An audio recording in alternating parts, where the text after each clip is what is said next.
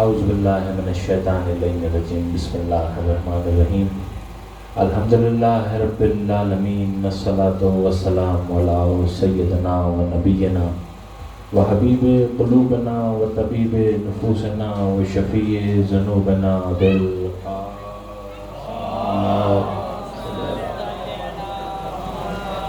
ثم الصلاة والسلام علی ابن امہ و وصیہ و وزیرہ و خلیفتہ و صاحب اللواء وصاحب منبرہ الذی قال سلونی سلونی قبل ان تدخلونی علی ابن ابی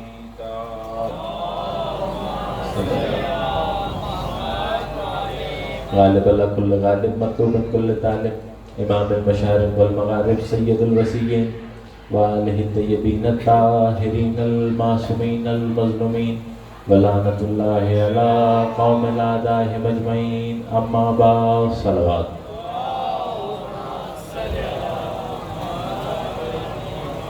تحقیق ارشاد خداوندی ہو رہا ہے کہ تم اللہ کی آیتوں پہ غور کیوں نہیں کرتے ہو، تم قرآن پہ تفکر کیوں نہیں کرتے ہو۔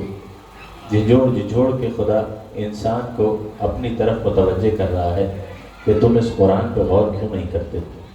یہ قرآن تمہیں ہدایت دینے کے لیے آیا ہے، تم اس قرآن سے دور کیوں جا رہے ہیں؟ تم نے قرآن کا مفہوم کیوں نہیں سمجھا؟ تم قرآن کے نزدیک کیوں نہیں ہو؟ یہ آیت اس چیز کی طرف نشاندہی کر رہی ہے کہ قرآن آیا تو ہدایت کے لیے، مگر لوگوں نے اس پہ غور کرنا چھوڑ دیا، لوگوں نے اس قرآن کو سمجھنا چھوڑ دی۔ ہم نے صرف وہی قرآن پڑھا جو بسم اللہ سے شروع ہوتا ہے والناس پہ تمام ہو جاتا ہے۔ 6666 آیتیں ہیں اس قرآن میں، جو پڑھنے والا ہے بسم اللہ سے آغاز کرتا ہے والناس پہ آ کے تمام ہو جاتا ہے۔ مگر قرآن کہہ رہا ہے کہ قرآن پہ غور کرنا ضروری ہے۔ یہ غور کرنے کا مطلب سمجھا رہا ہے کہ قرآن کی آیتوں میں بھی نشانیاں ہیں جو صرف یقین والوں کے لیے رکھی۔ صرف آیتیں پڑھ لینے کا نام قرآن نہیں، قرآن پہ غور کرنا بھی ضروری۔ دیکھیں قرآن ارشاد فرما رہا ہے کہ ہم نے زمین میں آیات کو رکھا جو یقین والوں کے لیے ہیں۔ وَلَقَدْ أَرْسَلْنَا مُوسَىٰ بِآيَاتِنَا، ہم نے موسیٰ کو آیات لے کے بھیجا۔ ہم نے جو پڑھی وہ بسم اللہ سے شروع ہو کے والناس پہ ختم ہو گئی۔ خدا کہہ رہا ہے ہم نے زمین کے اندر آیات کو رکھا، ہم نے موسیٰ کو آیتیں لے کے بھیجی۔ اور آگے چلیے قرآن کہہ رہا ہے کہ ہم نے کعبے کے چاروں طرف اپنی آیتوں کو رکھا۔ پالنے والے جب قرآن میں آیتیں دے دی تھیں جو کاغذ پہ لکھی ہیں وہ 6666 ہیں، یہ کنایتوں کا ذکر کر رہا ہے۔ دیکھیں غور کرنے کی بات، تھوڑا آپ میرے ساتھ رہیے، گفتگو آسان ہوگی۔ کہ یہ کون سی آیتیں ہیں جن کا خدا ذکر کر رہا ہے؟ قرآن میں تو 6666 پڑھی، یہ کون سی آیتیں ہیں جو زمین کے سینے میں موجود ہیں؟ یہ کون سی آیتیں ہیں جو موسیٰ اپنے ساتھ لے کے آ رہے ہیں؟ یہ کون سی آیتیں ہیں جو کعبے کے چاروں طرف موجود ہیں؟ اور آگے چلیے خدا کہتا ہے کہ جب میں نے اپنے نبی کو معراج پہ بلایا تو آیت کبریٰ دکھانے کے لیے بلائے۔ پالنے والے یہ آیتیں کون سی ہیں جن کا بار بار ذکر کر رہا؟ تو معلوم ہوا یہ آیتیں وہ نہیں ہیں جو تمہاری کتاب میں لکھی ہوئی ہیں، یہ آیتیں کچھ اور ہیں جو خدا بار بار تمہیں دکھانا چاہ رہا۔ ہم نے کہا یہ آیتیں کون سی ہیں تو کسی اور نے نہیں بتایا، جن کے گھر میں قرآن نازل ہوا انہوں نے بتایا کہ یہ آیتیں وہ لکھی ہوئی آیتیں نہیں ہیں جو تم اپنے قرآن میں دیکھتے ہو۔ جہاں جہاں قرآن میں لفظ آیت آیا ہے اس سے مراد آیات ہیں، جن کو تم اپنی زبان میں معجزہ کہتے ہو، خدا اسے قرآن کی زبان میں آیات کہتا ہے۔ قرآن میں کہیں بھی معجزے کا لفظ نہیں، جہاں معجزے کا ذکر کیا تو آیات کے بارے میں اشارہ کیا۔ اس کا مطلب خدا قرآن کے اندر اپنی دوسری زبان کو استعمال کرتا، جس کو تم معجزہ کہتے ہو اس کو خدا آیات کہہ کے مخاطب کرتا۔ جیسے عام طور پہ ہمارے درمیان ایک لفظ معراج رائج ہے، جب ہم رسول کے بارے میں بات کرتے ہیں تو معراج کا ذکر ضرور آتا، اور ہر ایک علی کے چاہنے والے کا معراج پہ عقیدہ ضروری ہے۔ آپ کے امام کی حدیث میں ملتا ہے کہ ہمارا شیعہ 3 عقیدوں سے پہچانا جاتا ہے۔ اگر 3 عقیدوں پہ ہمارا شیعہ ایمان نہ رکھے تو ہمارے شیعوں میں سے ہی نہیں۔ سنیں کہ وہ کون سے عقیدے ہیں؟ کہ پہلا یہ عقیدہ معراج ہے، ہمارا جو بھی شیعہ رسول کی معراج پہ ایمان نہ رکھے وہ ہمارے شیعوں میں سے نہیں۔ کہ دوسرا کون سا عقیدہ؟ کہ جو قبر کے حساب کتاب پہ سوال نہ رکھے وہ ہمارے شیعوں میں سے نہیں۔ جو ہماری شفاعت پہ یقین نہ رکھے وہ بھی ہمارے شیعوں میں سے نہیں۔ امام ارشاد فرما رہے ہیں کہ 3 عقیدے ایسے ہیں کہ جن کا انکار کرنے والا ہمارے شیعوں میں سے نہیں۔ جو معراج کا انکار کر دے وہ بھی ہمارے شیعوں میں سے نہیں۔ جو قبر کے حساب کتاب کا انکار کر دے وہ بھی ہمارے شیعوں میں سے نہیں۔ جو حشر میں ہماری شفاعت کا انکار کر دے وہ بھی ہمارے شیعوں میں سے نہیں۔ ہم نے غور کیا، ہم نے کہا امام مسئلے 3 ہیں، آپ کہہ رہے ہیں تینوں کا انکار کرنے والا ہمارے شیعوں میں سے نہیں، بھلا 3 مسئلوں کا صرف ذکر کیوں آیا؟ تاریخ میں مسئلے اور بھی ہیں، امام کہہ سکتے تھے کہ نماز نہ پڑھنے والا ہمارے شیعوں میں سے نہیں ہے، روزہ نہ رکھنے والا ہمارے شیعوں میں سے نہیں ہے، امام نے یہ 3 ہی عقیدوں کا نام کیوں لیا؟ ہم نے جب غور کیا تو معلوم ہوا کہ امام نے عقیدے 3 بتائے ہیں، مگر تینوں کے پیچھے وجہ ایک ہے، اس وجہ سے کہا کہ یہ تینوں پہ عقیدہ نہ رکھنے والا ہمارے شیعوں میں سے نہیں۔ ہم نے کہا وہ کون سی وجہ ہے جو ان تینوں عقیدوں میں شامل ہے؟ تو غور کرنے پہ معلوم ہوا کہ امام نے کہا جو قبر کے حساب کتاب پہ ایمان نہ رکھے وہ شیعوں میں سے نہیں، جو ہماری شفاعت پہ ایمان نہ رکھے وہ ہمارے شیعوں میں سے نہیں، جو معراج پہ ایمان نہ رکھے وہ ہمارے شیعوں میں سے نہیں۔ اب آئیے ذرا غور کیجئے، ہم نے کہا قبر ہے کیا؟ کہا قبر ہے آمد علی۔ معراج کیا ہے؟ کہ وہ ہے لہجہ علی۔ شفاعت کیا ہے؟ کہ وہ ہے اختیار علی۔ جو اختیار علی پہ ایمان نہ رکھے بھلا وہ کیسے شیعہ کہلائے گا؟ تو پڑھیے محمد آل محمد، باواز بلند نعرہ صلوات۔ تو جیسے ہمارے درمیان معراج کا لفظ رائج ہوا ہے، قرآن کے اندر اس لفظ معراج کو معراج کہہ کے مخاطب نہیں کی۔ آپ پڑھیے 15واں سورہ، خدا کہہ رہا ہے بے نیاز ہے وہ رب جو اپنے بندے کو سیر پہ لے گیا۔ کیا تمہارے لیے یہ معراج ہوگی مگر میرے رسول کے لیے ایک چھوٹی سی سیر کا نام؟ تو قرآن کا مزاج کچھ اور، جو ہماری زبان میں لفظ ہے وہ قرآن کے لیے وہ لفظ نہیں۔ ہم جسے معجزہ کہتے ہیں خدا اس کو آیات کہتا، ہم جس کو معراج کہتے ہیں خدا اپنی زبان میں اس کو سیر کہتا ہے۔ ہم نے کہا یہ کیسے معلوم ہوگا کہ اس نے معجزات کو آیات کہہ کے مخاطب کیا؟ یہ کیسے معلوم ہوا کہ اس نے سیر کو معراج کہہ کے مخاطب کیا؟ تو کہا کسی اور نے نہیں بتایا، جس کے گھر میں قرآن آیا اسی نے بتایا کہ آیات کچھ اور نہیں ہے معجزے کا نام، اسی نے بتایا کہ سیر کچھ اور نہیں ہے معراج کا نام۔ اس کا مطلب جس نے بتایا کہ آیات کچھ اور نہیں ہے معجزے کا نام ہے، جس نے بتایا کہ سیر کچھ اور نہیں ہے معراج کا نام ہے، اسی امام سے ہم نے پوچھا، ہم نے کہا امام قرآن میں کچھ اور لفظ بھی ہیں جن کے معنی ہمیں سمجھ میں نہیں آتے۔ امام نے کہا وہ کون سے لفظ ہیں؟ ہم نے کہا قرآن میں لفظ طٰہٰ بھی آ رہا ہے، قرآن میں لفظ یاسین بھی آ رہا ہے، قرآن میں لفظ مزمل بھی آ رہا ہے، قرآن میں لفظ مدثر بھی آ رہا ہے، قرآن میں صراط مستقیم بھی آ رہا ہے، قرآن میں نباہ عظیم بھی آ رہا ہے، قرآن میں لیلۃ القدر بھی آ رہا ہے، قرآن میں لؤلؤ والمرجان بھی آ رہا ہے۔ ہم نے کہا مولا اس سے مراد کیا ہے؟ تو جس نے بتایا تھا کہ آیات کچھ اور نہیں معجزے کا نام ہے، جس نے بتایا تھا سیر کچھ اور نہیں معراج کا نام ہے، اسی نے بتایا کہ طٰہٰ کچھ اور نہیں میرے نبی کا نام ہے، یاسین کچھ اور نہیں میرے نبی کا نام ہے، مزمل کچھ اور نہیں میرے نبی کا نام ہے، صراط مستقیم کچھ اور نہیں میرے دادا علی کا نام ہے۔ درود پڑھیے محمد و آل محمد پر۔ اسی نے بتایا کہ صراط مستقیم کچھ اور نہیں میرے دادا علی کا نام، اسی نے بتایا شب قدر کچھ اور نہیں میری دادی فاطمہ کا نام ہے، لؤلؤ والمرجان کچھ اور نہیں ہے یہ حسن اور حسین کا نام ہے۔ کہ خدا نے جگہ جگہ قرآن میں ان کے نام رکھے، مگر اس کا کیا کیجئے کہ تمہیں ان کے قرآن ناموں کا معلوم ہی نہیں ہے، تم تو دنیاوی نام جانتے ہو، جس ناموں سے وہ بلاتا ہے ان ناموں کا تمہیں علم ہی نہیں ہے۔ تو پڑھیے محمد و آل محمد پر۔ عزیزان محترم، اہل بیت کے ایسے بہت سے نام جو قرآن میں خدا نے رکھے مگر ہمیں ان ناموں کا علم نہیں۔ اگر یقین نہ آئے تو آئیے، چوتھے امام کے پاس ایک شخص آیا اور آنے کے بعد کہنے لگا، اے فرزند رسول میں چاہتا ہوں کہ آپ اپنی زبان سے مجھے اپنے دادا علی کے فضائل سنائیے۔ دیکھیں غور کیجئے تو کتنا خوش نصیب ہے کہ جو سنا رہا ہے وہ بھی علی ہے، جس کو سنا رہا ہے وہ بھی علی ہے۔ چوتھے امام اپنے دادا کے فضائل بیان کر رہے ہیں اور فضائل بیان کرتے کرتے اچانک امام رکے اور اس سے سوال کیا کہ تجھے معلوم ہے قرآن میں ہمارے دادا کا ایک لقب ایسا بھی ہے جو شاید کسی کو معلوم بھی نہ ہو۔ اس نے کہا مولا سننا چاہتا ہوں کہ قرآن میں کون سا نام ہے جو آپ کے دادا کے لیے استعمال ہوا؟ تو امام نے کہا کہ قرآن کی ایک آیت کی تکرار بار بار کی کہ وَأَذَانٌ مِّنَ اللَّهِ وَرَسُولِهِ وَأَذَانٌ مِّنَ اللَّهِ وَرَسُولِهِ، اللہ اور اس کے رسول کی اذان، اللہ اور اس کے رسول کی اذان۔ ہماری طرح وہ بھی امام کو دیکھتا رہا کہ مولا آپ نے تو کہا تھا کہ دادا کا نام بتائیں گے، اس میں اللہ کا نام آیا، اس میں رسول کا نام آیا، آپ کے دادا علی کا نام کہاں آیا؟ تو سنیں کہ امام نے کیا جواب دیا کہ یہ اللہ اور اس کے رسول کی اذان میں اذان میرے دادا علی کا نام ہے، اذان میرے دادا علی کو کہا جاتا ہے۔ لیجئے امام نے مسئلہ ہی حل کر دیا۔ آج دنیا بحث میں پڑی ہے اذان میں علی کا نام آئے یا نہ آئے، اذان ہی علی کے نام کو کہا جاتا ہے۔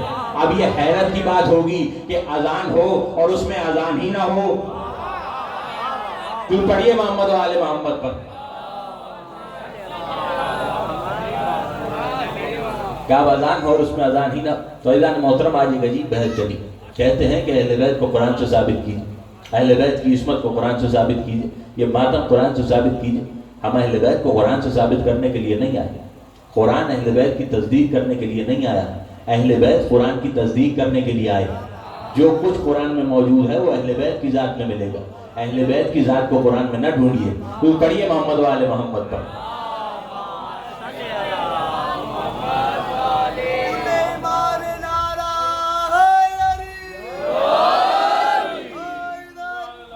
جو کچھ قرآن میں موجود وہ آپ کو اہل بیت کی ذات میں ملے, کیونکہ اہل بیت قرآن کی تصدیق کرنے کے لیے آئے. یقین نہ آئے تو قرآن کو دیکھ لی, جو کچھ قرآن میں موجود ہے وہ آپ کو اہل بیت کی ذات میں مل جائے. پھر بھی یقین نہ آئے تو دلیل یہ ہے کہ اگر قرآن کی آیت آنے کے بعد یہ عمل کریں تو اس کا مطلب ان کو قرآن کی تصدیق کی ضرورت ہے. مگر ان کے عمل پہ خدا اپنی آیتیں بھیجے تو اس کا مطلب قرآن کو ان کی تصدیق کی ضرورت ہے. یہ آئے ہیں قرآن کی تصدیق کرنے کے لیے. اور دلیل آپ کے سامنے رکھوں, اگر مباہلے میں اہل بیت کو لے جانے کے بعد قرآن لے جایا جائے تو اس کا مطلب ان کو قرآن کی تصدیق کی ضرورت. مگر 13 دن تک قرآن سنانے کے بعد اگر 14ویں دن اہل بیت کو لے جانا پڑے تو اب ماننا پڑے گا کہ قرآن کو ان کی تصدیق کی ضرورت ہے. تو پڑھیے محمد و آل محمد پر.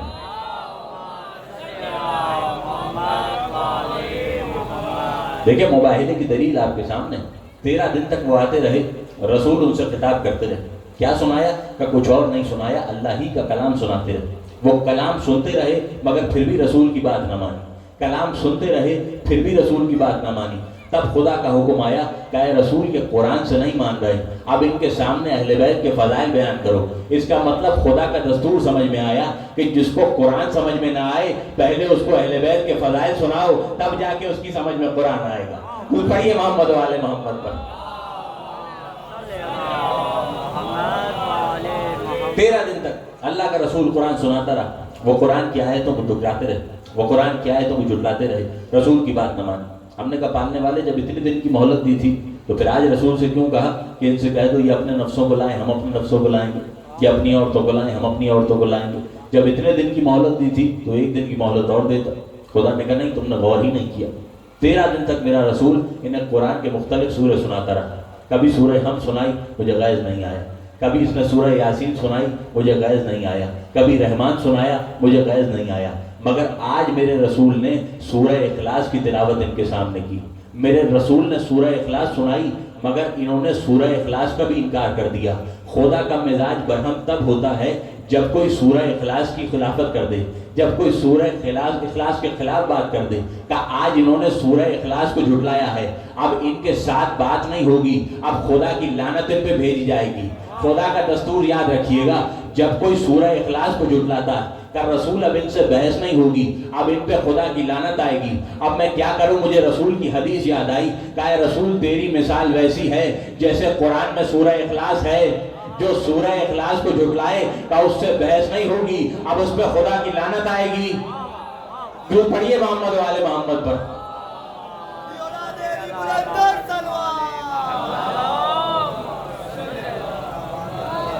تو عزیزان محترم, قرآن میں ان کا ذکر موجود مگر آپ کو ان کے قرآنی ناموں کا پتہ ہی نہیں. قرآن میں ایک سورہ ہے جہاں آغاز ہو رہا ہے نون والقلم. خدا قسم کھا رہا ہے. کس کی قسم؟ کا نون کی قسم اور قلم کی قسم. ہم نے معصومین سے پوچھا کہ یہ نون کیا ہے جس کی قسم کھا رہا ہے, یہ قلم کیا ہے جس کی قسم کھا رہا ہے. تو معصومین نے بتایا یہ نون کچھ اور نہیں ہے, یہ میرے نبی کا نام, یہ قلم کچھ اور نہیں ہے, میرے علی کا نام. خدا نے نون کی قسم کھائی اور قلم کی قسم کھائی. سنیں گے یہ قلم کیا ہے؟ رسول کی حدیث ملتی ہے کہ اول ما خلق اللہ القلم, خدا نے سب سے پہلے کائنات میں قلم کو خلق کیا. جب قلم کو خلق کر دیا تو پھر خدا نے حکم دیا قلم کو کہ اب لکھنا شروع کرو. قلم نے لکھنا شروع کیا. اول کائنات سے آخر کائنات تک کسی اور نے نہیں لکھا, یہ قلم نے لکھا. قلم میرے مولا کا لقب ہے. قلم نے لکھنا شروع کیا. کس کو کتنی اولاد ملے گی یہ قلم نے لکھا. کس کو کتنی روزی ملے گی یہ قلم نے لکھا. کتنے نبی آئیں گے یہ قلم نے لکھا. کتنے اولو العزم پیغمبر بنیں گے یہ قلم نے لکھا. ہم نے کہا کہاں لکھا؟ کہ لوح محفوظ میں لکھا. اس کا مطلب لوح محفوظ پہ علم بعد میں آیا, قلم کو خدا نے علم پہلے دیا. اب یہ اس میں حیرت کی بات کیا ہے, اگر وہی قلم ممبر پہ سلونی کا دعویٰ کر دے تو حیرت کی بات کیا ہے، جس کو بننے سے پہلے معلوم ہو اگر وہ دعویٰ نہ کرے گا تو کون کرے گا؟ پڑھیے محمد و آل محمد پر۔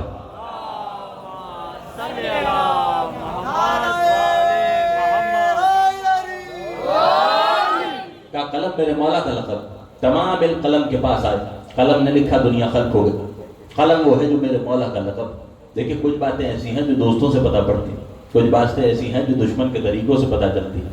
قلم میرے مولا کا لقب، یہ ہمیں آئمہ کی حدیثوں سے ملا، مگر کچھ اشارہ ہمارے دشمن بھی کرتے ہیں۔ ہم نے کہا وہ کیسے؟ کہ قلم ہمارے مولا کا لقب ہے۔ اگر یقین نہ آئے تو دیکھیے، جب نبی نے کاغذ اور قلم مانگا تو دینے سے انکار کر دیا۔ پڑھیے محمد و آل محمد۔ محترم، خدا نے قرآن میں آیتیں رکھی جن کو اپنی زبان میں معجزہ کہہ رہا۔ اب سمجھ میں آیا کہ وَلَقَدْ أَرْسَلْنَا مُوسَىٰ پہ آئے تھے نا، سلطان مبین، ہم نے موسیٰ کو معجزات دے کے بھیجے۔ اس کی دلیل بنی کہ خدا نے موسیٰ کے ساتھ بھی نشانیاں رکھی، خدا نے موسیٰ کے ساتھ بھی معجزات دے کے بھیجا، مگر یہ آیت مکمل نہیں۔ خدا نے موسیٰ کو نبی بنا کے بھیجا، مگر آیت میں اضافہ بھی ہو رہا۔ کس کی طرف بنا کے بھیجا؟ وَعَلَىٰ فِرْعَوْنَ وَحَامَانَ وَقَارُونَ، ہم نے موسیٰ کو نبی بنا کے بھیجا اور معجزات دے کے بھیجا۔ کس کے لیے؟ کہ فرعون کے لیے، حامان کے لیے، قارون کے لیے۔ ہم نے کہا پالنے والے، تو کبھی نبی ایک گھر کے لیے تو بنا کے بھیجتا نہیں، جب بھی نبی آتا ہے کسی قوم کا نبی بن کے آتا ہے، جب بھی نبی بن کے آتا ہے پورے قبیلے کا نبی بن کے آتا ہے۔ پھر یہ کہنے کی ضرورت کیا تھی کہ ہم نے نبی بنا کے بھیجا فرعون کے لیے، حامان کے لیے، قارون کے لیے؟ پالنے والے بے دین تو اور بھی تھے، نام دین کا کیوں لیا؟ گناہگار تو اور بھی تھے، نام دین کا کیوں لیا؟ صرف دین ہی کا ذکر کیوں کر رہا ہے؟ خدا نے کہا ماضی کے مستقبل کا فیصلہ سنا رہا ہوں، بے دین اور بھی ہیں، گمراہ اور بھی ہیں، مگر سب کی گمراہی کا سبب یہی دین بنے، اسی لیے لکھا کہ ان کے لیے آئے تھے۔ پڑھیے محمد و آل محمد پر۔ تو اعزاز محترم، ہم نے قرآن کے اندر نشانیاں رکھی جو یقین والوں کے لیے۔ زیادہ مختصر، زیادہ طویل گفتگو آپ کے سامنے نہیں کر، میرا وقت 10:30 بجے کا تھا، تاخیر کچھ ہو گئی، جتنی گفتگو آپ کے سامنے کر چکا میری خوش قسمتی ہوگی۔ تو اعزاز محترم، ہم نے قرآن کے اندر آیات رکھی، اور کہاں آیات رکھی؟ کہ کعبے کے چاروں طرف ہم نے اپنی نشانیاں رکھی۔ آئمہ کی تفاسیر پڑھی، ہم نے کہا وہ کون سی آیتیں ہیں جو کعبے کے چاروں طرف رکھی گئی؟ تو معلوم ہوا وہ کچھ اور نہیں، یہ سنگ اسود اسی آیت کا نام ہے، یہ مقام ابراہیم اسی آیتوں کا نام، یہ سنگ اسود اسی آیتوں کا نام ہے جو خدا نے کعبے کے چاروں طرف رکھی۔ ہم نے کہا پالنے والے، تو نے کعبے کے چاروں طرف اپنی آیات کو نازل کیا، اس کا مطلب جو کعبے کے باہر ہے وہ خدا کی آیت کہلاتی ہے۔ یہ مقام ابراہیم خدا کی آیتوں میں سے ہے، یہ سنگ اسود خدا کی آیتوں میں سے ہے۔ کہ چاروں طرف کعبے کے ہم نے آیتوں کو رکھا۔ میں نے کہا پالنے والے، کعبے کے چاروں طرف جو بھیجی ان کو تو نے آیت کہا، جو کعبے کے اندر آئے گی اس کو کیا کہے گا؟ کہ میں نہیں بتاؤں گا، جا کے اسی سے پوچھو جو کعبے کے اندر آیا۔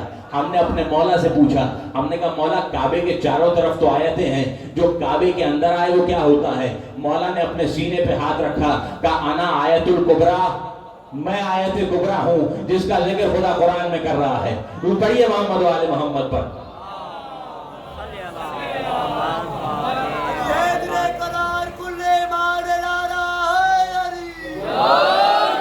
میں وہ آیت کبریٰ ہوں جس کا ذکر خدا قرآن میں کر رہا۔ میں نے اول میں آپ کے سامنے 4 آیتوں کی تلاوت کی تھی۔ ایک وہ کہ ہم نے زمین میں نشانیاں رکھی، ایک ہم نے موسیٰ کے ساتھ نشانیاں بھیجی، ایک یہ کہ ہم نے کعبے کے چاروں طرف نشانیاں رکھی، اور ایک کہ ہم نے جب اپنے نبی کو بلایا تو آیت کبریٰ دکھانے کے لیے بلایا۔ خدا کے نبی کے لیے کہہ رہا ہے کہ میں نے آیت کبریٰ دکھانے کے لیے بلایا، اس کا وسیع کہہ رہا ہے کہ میں آیت کبریٰ ہوں۔ ہم نے کہا پالنے والے، اس کا مطلب تو نے معراج پہ علی دکھانے کے لیے بلایا تھا؟ تو جواب آئے گا بالکل ہم نے علی دکھانے کے لیے بلایا۔ میں نے ہاتھ جوڑ، میں نے کہا پالنے والے، یہ علی کو دکھانے کے لیے معراج پہ لے جانے کی ضرورت کیا تھی؟ کیا علی کو رسول نے دنیا میں نہیں دیکھا؟ یا یوں کہوں کہ تب تک تو آنکھیں ہی نہیں کھولی تھی جب تک نبی کا دیدار نہ ہو گیا؟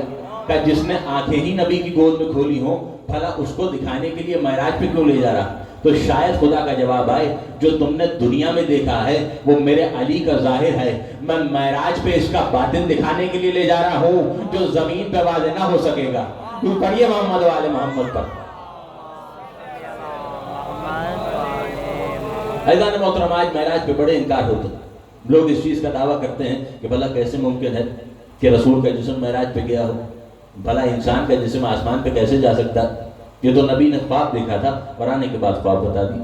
تو جو آج دعویٰ کرتے ہیں کہ نبی کی معراج جسمانی نہیں تھی، ان کے لیے علامہ مجلسی اپنی کتاب میں لکھتے ہیں کہ جب اللہ کے نبی معراج پہ گئے تو چوتھے آسمان پہ پہنچے، جبریل نبی کے ساتھ تھا، یا اچانک نبی نے دیکھا کہ سامنے سے ایک شیر آ رہا ہے۔ نبی نے اس شیر کو آتے ہوئے دیکھا، وہ شیر نبی کے نزدیک آئے، آنے کے بعد اس نے اپنا پنجہ آگے کیا۔ نبی نے جبرائیل سے پوچھا کہ یہ شیر کیا جانگ رہا ہے، یہ شیر میرے پاس کیوں آیا؟ اس نے کہا یا نبی اللہ، یہ آپ سے کچھ تبرک چاہ رہا ہے، یہ چاہ رہا ہے کہ آپ اس کو تحفے میں کچھ دیں۔ نبی نے اپنے ہاتھ کی انگوٹھی اتار کے اس شیر کے پنجے پہ رکھ دی۔ نبی معراج پہ چلے گئے، جب واپس آئے اور اسی چوتھے آسمان پہ آئے تو نبی نے دیکھا ایک ہاتھ ہے جو نبی کو سلام کر رہا ہے۔ نبی نے فوراً اس ہاتھ کو پہچانا، کہا یا علی آپ ہیں جو ہمیں سلام کر رہے ہیں۔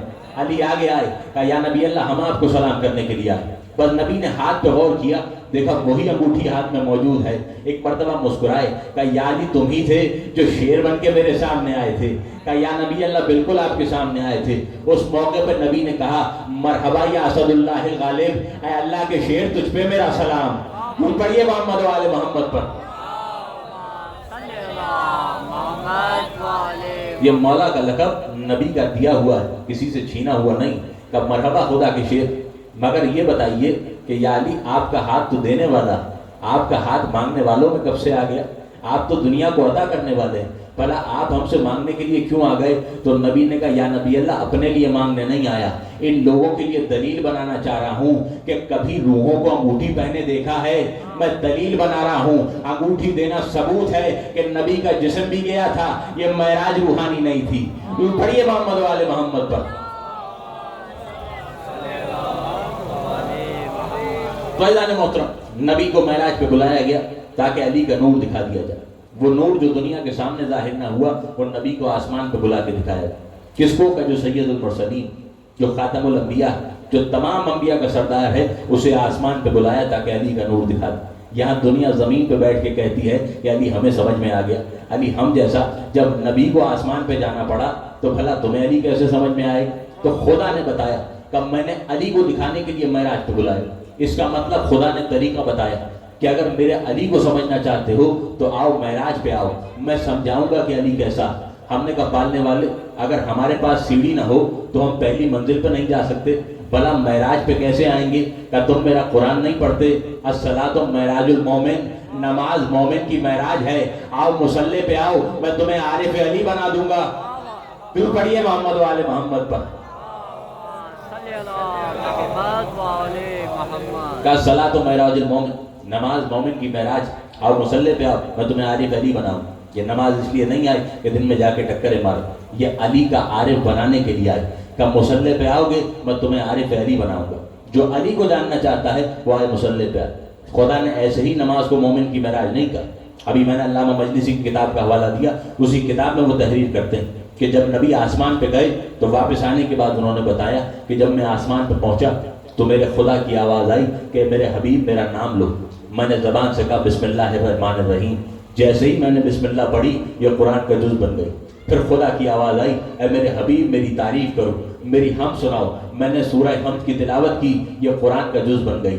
اب جو میں نے اپنے سر کو اٹھایا تو مجھے خدا کا نور نظر آیا، میں فوراً رکوع کی حالت میں گیا، میں نے کہا سبحان ربی العظیم و بحمدہ۔ اب جو میں نے سر اٹھا کے دیکھا تو فرشتوں کی آواز آ رہی تھی، وہ نور آسمان پہ چمک رہا تھا۔ میں نے کھڑے ہو کے کہا سمیع اللہ لمن حمدہ۔ اب جو نور آسمان پہ دیکھا میں فوراً سجدے میں گیا، میں نے کہا سبحان ربی الاعلیٰ و بحمدہ۔ میں نے اپنے سر کو اٹھایا، نور آسمان پہ جلوہ افروز تھا، میں نے دوبارہ سر سجدے میں رکھا، سبحان ربی الاعلیٰ و بحمدہ۔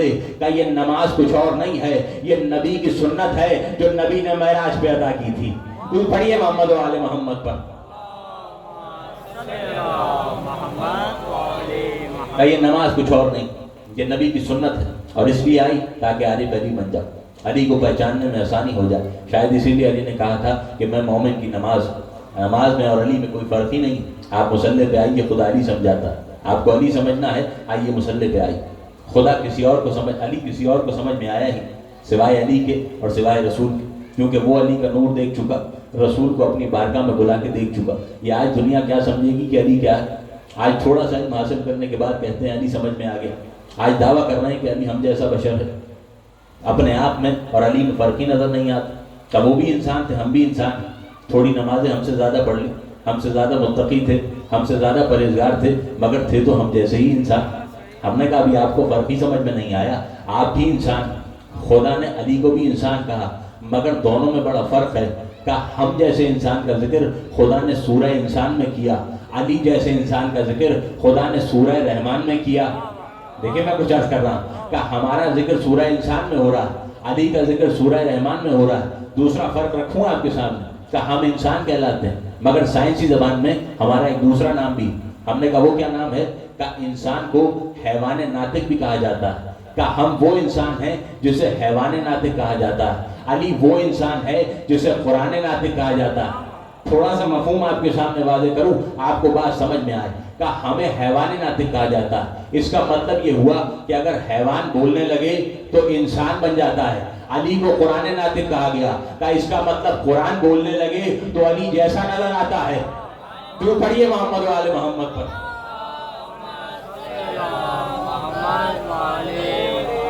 تو عزیزان محترم کہ ہمیں قرآن اس لیے سکھایا گیا تاکہ اہل بیت کے دروازے سے نزدیک آ جائے۔ قرآن کے اندر نشانیاں ہیں مگر یقین والوں کے لیے، یہ تمام نشانیاں کچھ اور نہیں ہیں، یہ اہل بیت کے دروازے سے نزدیک لانے کے لیے دی گئی۔ خدا نے قرآن بھیجا تاکہ اہل بیت کے دروازے سے قریب آ جائے، اس لیے نہیں بھیجا کہ صرف حفظ کر کے اس کو چھوڑ دو، نہیں، قرآن کی آیتوں پہ غور کرو، قرآن تمہیں کس دروازے پہ لے جانا چاہ رہا ہے، یہ کس کا دروازہ ہے جس کی طرف بار بار اشارہ ہو رہا ہے۔ مگر یہی تو ہماری بدقسمتی ہے کہ جس اشارے کی طرف بار بار وہ اشارہ کرتا رہا، ہم نے اسی دروازے کو چھوڑ دی، ہم اسی دروازے سے دور آ گئے۔ دنیا نے سمجھا ہی نہیں کہ اہل بیت کا مقام کیا ہے، دنیا نے سمجھا ہی نہیں کہ ان کو چھوڑ کے نماز کچھ نہیں ہے، ان کو چھوڑ کے روزہ کچھ نہیں ہے، جو کچھ ہے وہ علی کے ساتھ ہے، علی کے بغیر خدا نے کچھ بھی نہیں رکھا۔ آج یہی دلیل ہے کہ ہم مجلس برپا کر رہے ہیں، کیوں کر رہے ہیں؟ تاکہ دنیا کو اس بات کا یقین دلا سکے کہ 1400 برس پہلے جو جنگ ہوئی تھی وہ کسی شہزادوں کی جنگ نہیں تھی، نماز پڑھنے والے دونوں تھے مگر ایک تھا کہ جو علی کے ساتھ تھا، ایک تھا جو علی کے خلاف تھا۔ یہ جنگ کچھ اور نہیں تھی، یہ غدیر ہی کا بدلہ تھا جو کربلا کے میدان تک آ گیا۔ یہ علی کی عداوت تھی جو یزید کو کربلا کے میدان میں لے آئی، یہ علی کی عداوت تھی جس نے زینب کے سر کی چادر چھین دی، یہ علی کی عداوت تھی جس نے ننھے صغیر کا گلا چیر دیا۔ حاضران محترم، ابھی آپ حسین کا چہلو منا کے بیٹھے، کل آپ نے حسین کا چہلو منایا، حسین کی ماں بڑی خوش ہوئی ہوگی کہ 1400 برس پہلے میرا حسین کربلا کے دشت میں تنہا تھا، مگر آج میرا حسین تنہا نہیں ہے، آج لاکھوں کا مجمع ہے جو میرے حسین کا چہلو منا رہا ہے۔ کل زینب اکیلی حسین کا چہلو منانے آئی تھی، آج پوری خلقت میرے حسین کا چہلو منا رہی۔ حاضران محترم، سنیں کتنا مظلوم ہوا کربلا میں میرا حسین۔ مختار کہتے ہیں کہ جب بھی کوئی قاتل حسین میرے سامنے آتا تھا تو میں پہلے اس سے اس کا جرم پوچھتا تھا، اس کو سزا بعد میں دیتا تھا۔ مختار کہتا ہے ایک دن میرے دربار میں خوری کو لایا گیا، لوگوں نے کہا تھا کہ اب جس کو لا رہے ہیں وہ بڑا سنگ دل ہے، اس کے دل میں کبھی کسی کے لیے رحم نہیں آتا۔ جب خولی میرے سامنے آیا تو میں نے اس سے پوچھا کہ دنیا کہتی ہے تو بڑا سنگ دل، تجھے کسی بات پہ رحم نہیں آتا؟ اس نے کہا مختار تو نے ٹھیک سنا، مجھے کسی بات پہ رحم نہیں آتا۔ سنیں گے مختار نے کیا کہا کہ مختار کا خولی تو نے کربلا میں حسین پہ اتنے ظلم کیے کہ کوئی مقام تو ایسا بھی آیا ہوگا جہاں تیرا دل بھی نرم ہو گیا۔ خولی نے کہا مختار اگر کہنا چاہتے ہو تو سنو، کربلا میں 3 مقام ایسے آئے جہاں میرا دل بھی حسین کی مظلومیت پہ نرم ہوا۔ مختار نے کہا خولی سننا چاہتا ہوں، بتا وہ 3 مقام کون سے تھے؟ خولی نے کہا مختار تو حسین کا چاہنے والا ہے، میں نے ہمیشہ تجھے اہل بیت کے دروازے پہ دیکھا، مجھے سزا دینی ہے تو ایسے ہی دے دے، مجھ سے وہ 3 مقام نہ پوچھ، شاید تیرا دل وہ مقام برداشت نہ کر سکے۔ مختار نے کہا بتا مجھے تو نے 3 مقام کون سے دیکھے؟ کہ مختار اپنے جگر کو تھام لو۔ مختار نے دونوں ہاتھوں سے اپنے جگر کو تھاما، اب خولی نے بیان کرنا شروع کیا۔ کہ مختار سنو گے پہلا موقع کون سا تھا جب میرا دل نرم ہوا؟ کہ بتا پہلا موقع کون سا تھا؟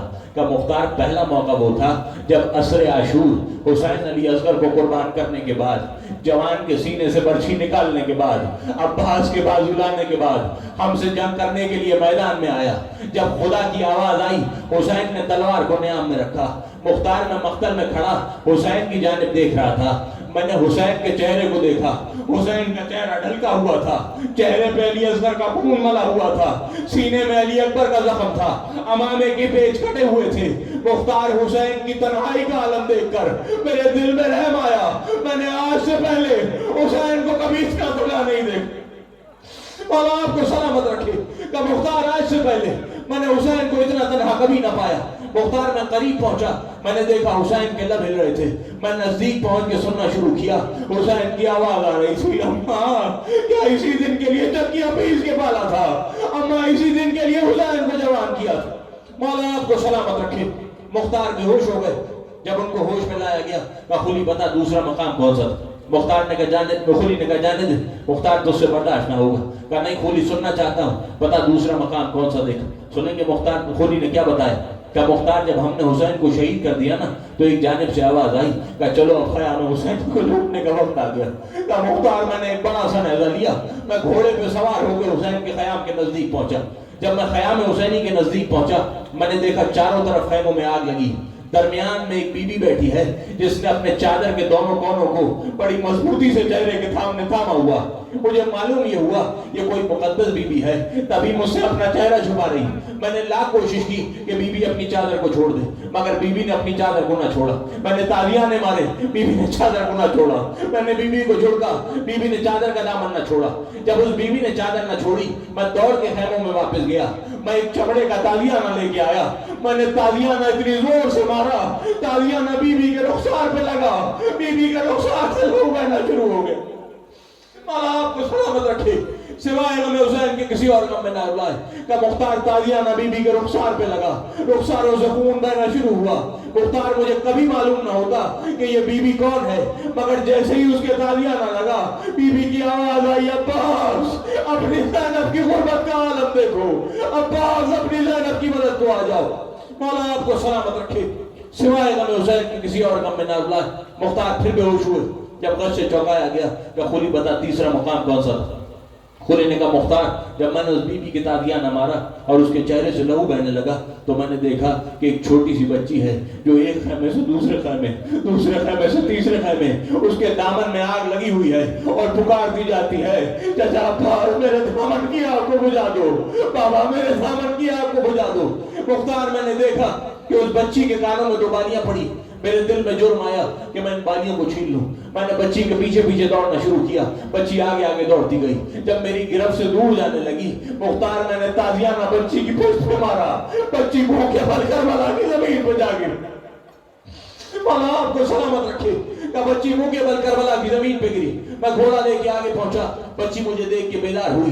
बच्ची जैसे ही खड़ी हुई, सुनोगे, मैंने अपनी दोनों उंगलियां बच्ची के कानों में डाली। अब जो मैंने अपनी उंगलियों को खींचा, बालियां बच्ची के साथ बुलंद हो गई। मौला आपको सलामत रखे, सिवाय गम हुसैन हार होने वालों, ये हुसैन की अज़ादार हुसैन का मातम करते करते दुनिया से चली गई। अभी आपने चहलों के मसाइब सुने, थोड़े मसाइब मुझसे भी सुनिए, आपसे इजाजत चाहूं। यजीद ने मौला सज्जाद को बुलाया, कि सज्जाद हम चाहते हैं तुम्हें रिहाई। अभी आपने ज़ाकिर अव्वल से सुना, सज्जाद ने कहा वाक़ई करबला के बाद मैं कोई फैसला अपनी फूफी से पूछे बगैर नहीं करता। मैं अपनी फूफी से पूछूंगा, अगर उसने तेरी रिहाई को कबूल किया तो आज जिंदान से चले जाएंगे, अगर फूफी ने इनकार कर दिया तो सारी जिंदगी घुट घुट के मर जाएंगे, अगर तेरी रिहाई कबूल ना करेंगे। सज्जाद फूफी के पास आए, कहा फूफी अम्मा यजीद चाहता है कि अब हमें रिहा करें।